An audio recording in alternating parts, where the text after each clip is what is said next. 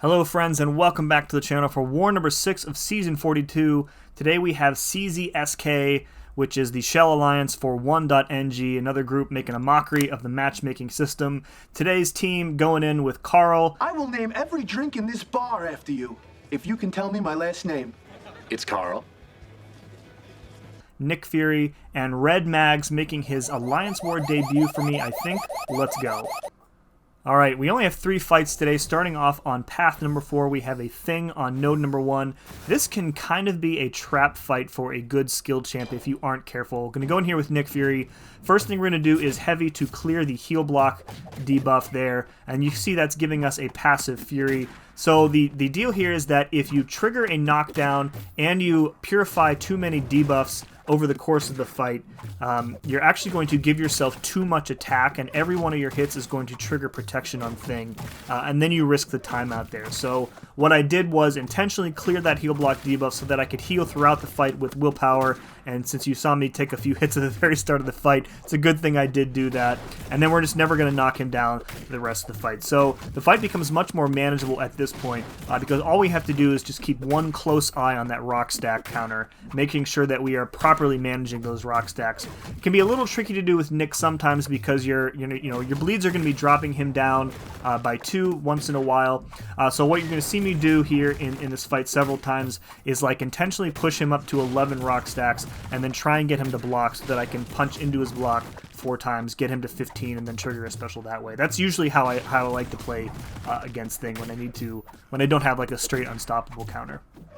This is a pretty long fight, as you can see. I've sped this up. This is 200% speed, and it's still, I think, for you, going to be like over a minute long. So, very safe fight. We don't have to worry about those fatigue debuffs at all. They're just giving us free healing, and if we have 1, if we have 20, it doesn't really matter.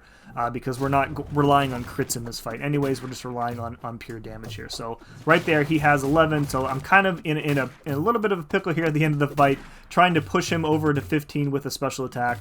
And then I think one more special one, and then another combo here does him in. So yeah, a little bit of a tricky fight, but we got through it. This is not a tricky fight at all. This is an ANNIHILUS on node number 10. Nothing really going on here. Again, an easy fight for Carl. All you have to really worry about in this matchup is the long-distance relationship, because you don't want too many of those weakness debuffs on you, otherwise your damage is going to be completely nerfed. You can kind of have your choice of which form to use in this one. I kind of anticipated taking a few extra blocked hits here, so that's why I switched to Uru rather than going to Magma. He's immune to the incinerates anyways, and you have no way of removing his Cosmic Rod. I'm not really sure if you can tell in this recording, but the lag and the frame rate in this fight was really bad when I was playing it. It was so bad that I actually called it out in the Lions chat afterward. Watching it right now, it doesn't seem that way, but I don't know. The frame rate for me when I was playing it seems really low, which I thought was going to cost me a few hits. So even if we got hit, this is a very safe fight for Absorber Man, so I'm not too worried about it. I think one more special one out there. Oh, nope, we don't even need that. We just hit right into him and kill him off. Okay, last but not least, probably the most difficult fight I've taken this season. We have a Zemo on node 23. Going to go in here with Red Mags. This Zemo is rank 5, as you can see, and my Magneto is only rank 3, so we are mega boosted. I also used an Awakening Gem and some SIGs on Magneto specifically for this fight, and I also changed up my masteries. I popped 3 out of 3 in Pacify, and then added a point into Coagulate, so that in case we got any bleeds on us, we would be fully resistant to them with Mags. So the strategy here, as you can see, we are just reparrying and knocking him down with the heavies. Since Magneto is a tactic attacker, we are getting the armor up buff, and then access to the power burn rather.